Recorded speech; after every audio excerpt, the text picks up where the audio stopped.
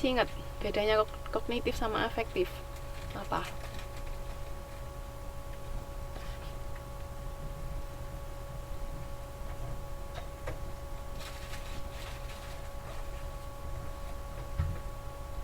Halo.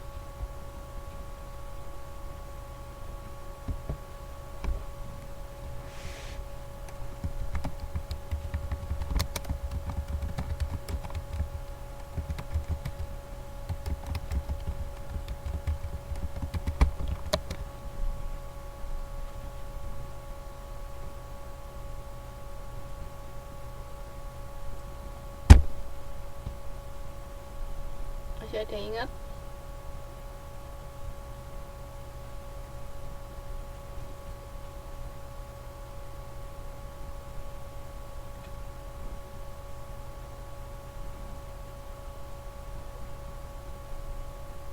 Halo, halo. Tes, tes.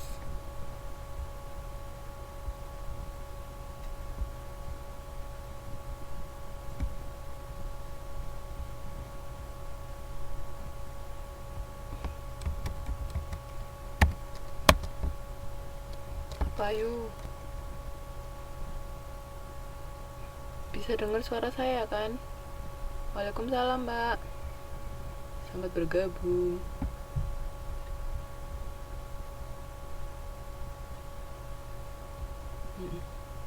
Ingat nggak bedanya kognitif sama afektif apa?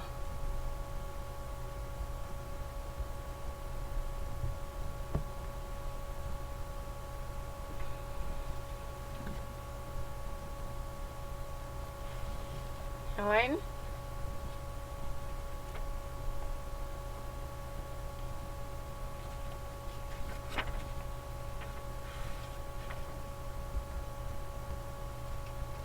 Oke, ada lagi yang mau jawab?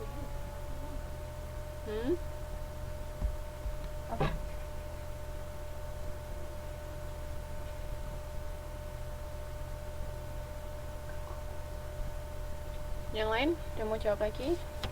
Jadi kalau kognitif itu lebih ke pikiran ya, dari pikiran kepercayaan kita. Nah, kalau afektif itu lebih ke sikap, bener lebih ke emosionalnya juga. Jadi itu bedanya kognitif sama afektif. Jadi sikap, kalau kognitif lebih ke dari kepercayaan apa yang kita pahami. Itu bedanya. Jangan lupa ya, kalau kita belajar perilaku konsumen pasti muncul. Nanti kan ada teori ABC juga, afektif, behavior sama kognitif.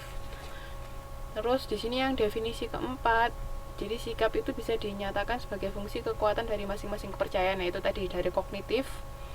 Jadi dia dari mempercayai sesuatu itu bisa mempengaruhi sikapnya. Jadi kalau misalnya melihat suatu produk, terus ada omongan dari orang lain, oh produk itu nggak baik gini, nah itu kan otomatis kan masuk ke pemikiran kita.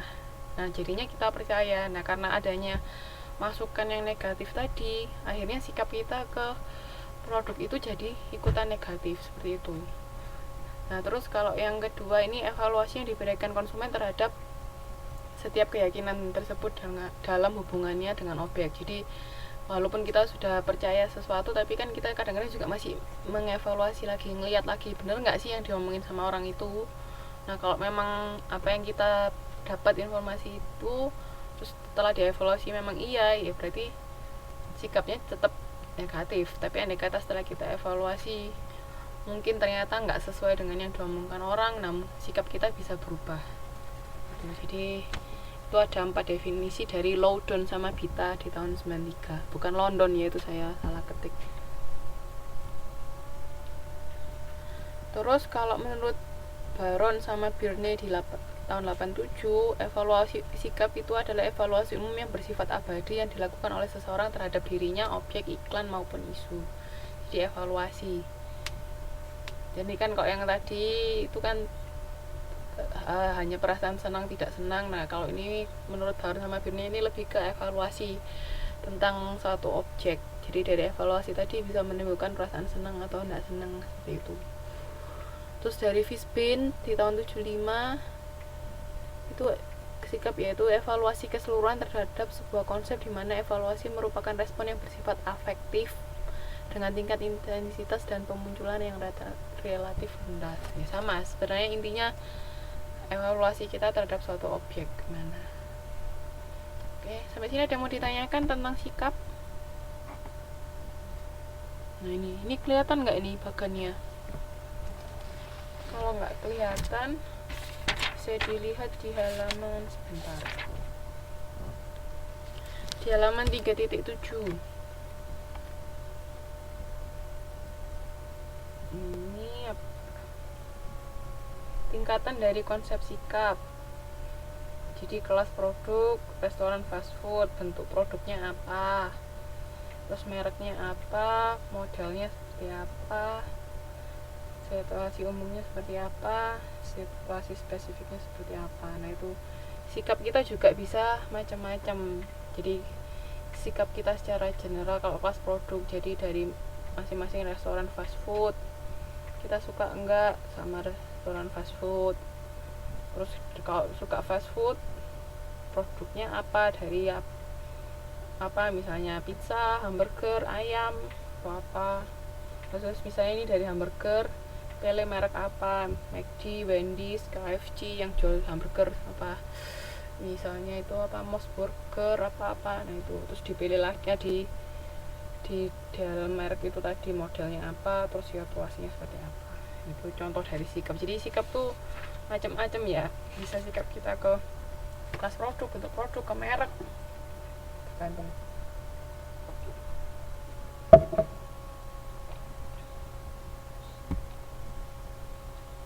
Nah, ini fungsi dari sikap. Sampai sini ada yang mau ditanyakan nggak tentang konsep sikap?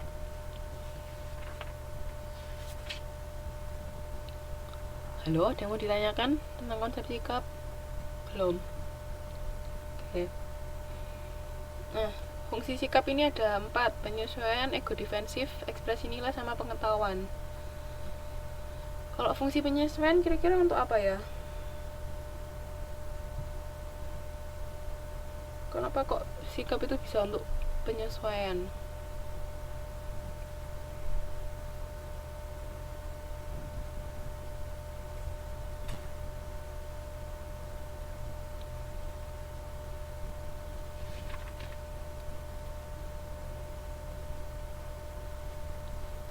Kenapa?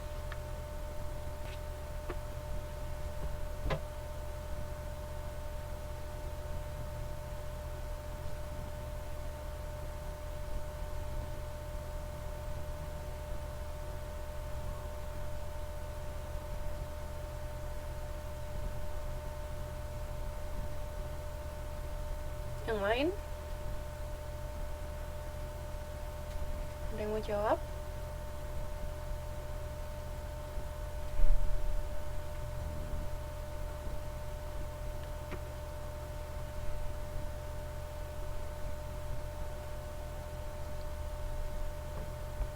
Halo.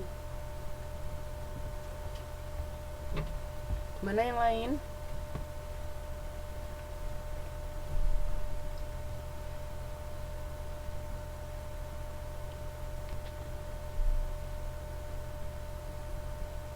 Gak ada yang mau jawab lagi?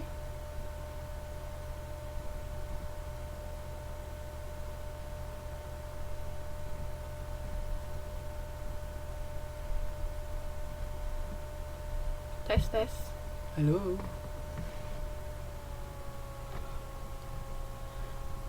Jadi kalau untuk fungsi penyesuaian itu, kenapa kok penyesuaian itu? Supaya mengarahkan kita.